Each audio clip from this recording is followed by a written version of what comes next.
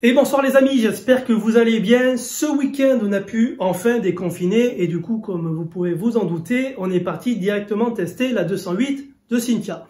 Pour ceux ce soir qui ne comprennent pas pourquoi on teste une 208 qui est sortie il y a plus de 5 ans et qui d'ailleurs a récemment laissé sa place à la nouvelle 208 qui arrivera également prochainement sur la chaîne YouTube, eh bien je vous envoie directement pour avoir la réponse sur ma chaîne YouTube où il y a environ 5 ans, je vous présentais et testais la 208 Like qui était tout simplement une voiture neuve pour 10 000 €. Bon, lors de cet essai, on avait pu constater et démontrer qu'on en avait clairement pour son argent, puisque en termes d'options, c'était pas la folie, en termes de finition, c'était pas la folie. Il y avait une finition à la Facebook pas très présentable, très discutable, et surtout, on avait une motorisation qui était très limite. C'est pour cette raison que je trouve ce soir très intéressant d'opposer cette 208 Like qui était neuve pour 10 000 € à la 208 de Cynthia qui aujourd'hui se trouve sur le marché de l'occasion aux environs de 10 000 €. C'est une finition business qui est équipée cette fois-ci du moteur diesel 1.6 litre IHDI 92 chevaux et qui se trouve aux environs de 40 à 50 000 km au compteur. Commençons par l'extérieur et notamment la face avant. On retrouve les feux de jour emblématiques en forme de cils des 208. Par contre, désolé de vous le dire, mais ce ne sont pas de véritables xénons, mais tout simplement une belle imitation signe Peugeot, puisqu'en réalité, dans les lentilles se trouvent tout simplement des lampes halogènes. Plus bas, on retrouve des antibrouillards cerclés de chrome. Je sais qu'aujourd'hui, ça peut faire sourire puisque les antibrouillards tendent à disparaître puisqu'ils sont directement intégrés dans les optiques de phare. Mais pour l'époque, c'était très tendance. Petite également anecdote, sur la 208 phase 1, la calandre est trop petite et du coup sur les versions sportives GTI, en plein été, vous ne sortez pas réellement vos 200 chevaux. Il s'en perd 8 à 10, chose qui a été corrigée sur les phases 2 où la face avant a été plus ajourée.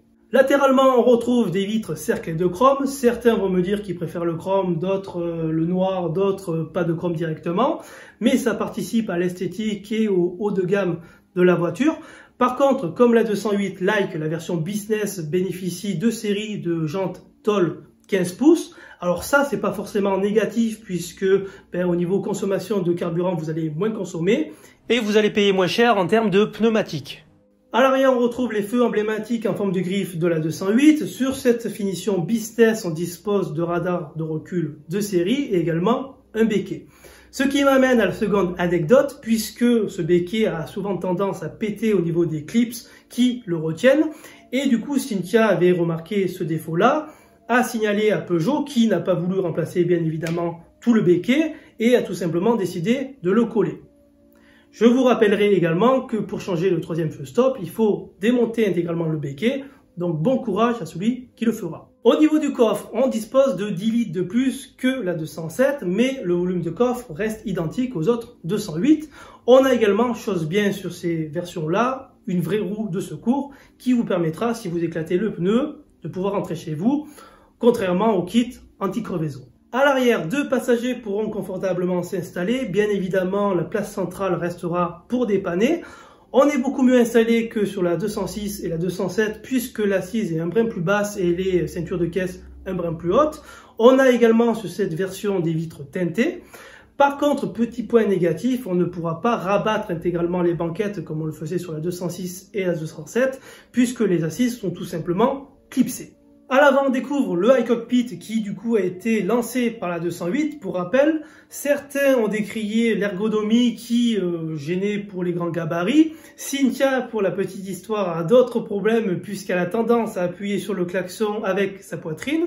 Mais pour les autres personnes, on va dire que généralement, ça pose pas de problème. On a également sur cette version les premières versions du système multimédia tactile de chez PSA, donc le fameux SMEG. Il faut savoir qu'il y a eu pas mal de problèmes à son lancement et ça continue, puisque les ingénieurs de chez Peugeot n'ont pas pensé tout simplement à le refroidir en prenant une bouche d'aération et du coup il se retrouve en plein été dans une cloche hermétique fermée et c'est pour cette raison qu'il plante ou qu'il fige totalement. Mais rassurez-vous, on a fait comme sur la 308, on a remplacé déjà la micro SD interne, chose qui a grandement amélioré la fluidité du système.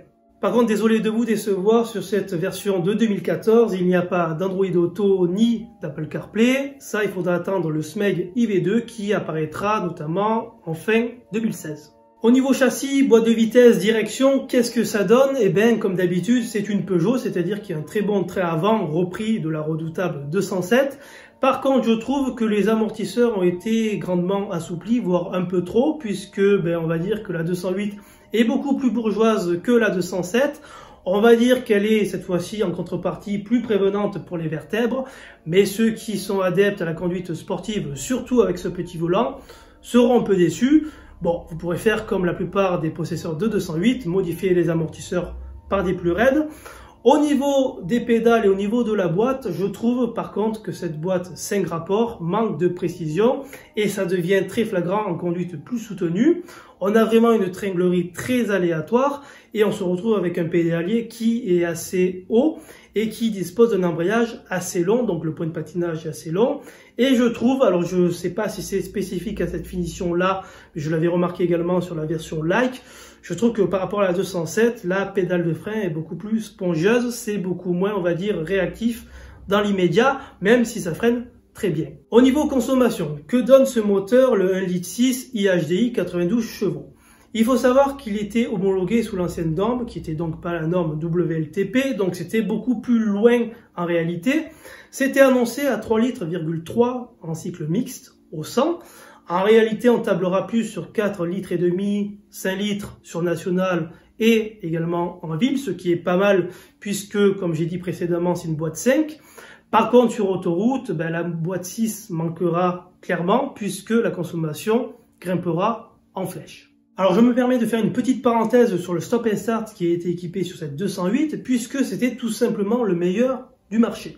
Je dis bien c'était puisqu'il faut savoir que les nouvelles générations de 208, que ce soit la restylée ou la nouvelle 208 qui est sortie, ne sont plus équipées de ce type de stop and start là.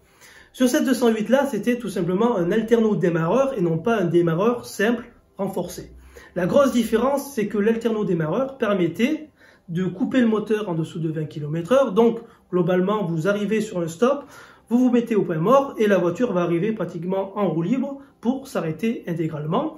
Mais du coup, le moteur va se couper même en roue libre. Et quand vous allez redémarrer le moteur, il va faire comme s'il s'était mis en pause et vous n'avez pas de vibration au redémarrage et vous n'avez surtout pas de son de démarreur. Chose qui a totalement disparu sur les nouvelles 208 puisque là, ça a été remplacé par tout simplement un démarreur renforcé traditionnel comme font la plupart des concurrents. La grosse différence, c'est que lorsque vous allez arriver sur un stop, là, la voiture va se couper au niveau du moteur qu'à l'arrêt total. Donc, vous allez moins économiser de carburant et surtout au redémarrage, vous allez entendre redémarrer le moteur puisque c'est tout simplement un démarreur et du coup, qui dit démarreur dit bruit et légère vibration. En conclusion, quoi dire, quoi retenir de cette 208 Business 1,6 litre IHDI 92 chevaux? Eh bien que dans l'ensemble, c'est très satisfaisant puisque ça reste une 208 avec toutes les qualités qu'on lui connaît. En plus, aujourd'hui, l'achat neuf n'est pas forcément très raisonné puisqu'avec la décote, vous pouvez vous faire plaisir à petit budget. En plus, au niveau des assurances, je vais rien vous apprendre, mais une voiture d'occasion est beaucoup moins chère à assurer. Et en plus, ce moteur-là sort tout simplement à 4 chevaux fiscaux. Voilà, si cette vidéo vous a plu et qu'elle vous a aidé, n'hésitez pas à la liker, la partager et à vous abonner si ce n'est pas encore fait. Prochainement arrivera l'essai de la DS3 de Vincent sur la chaîne YouTube. Sur ce, prenez soin de vous et à bientôt.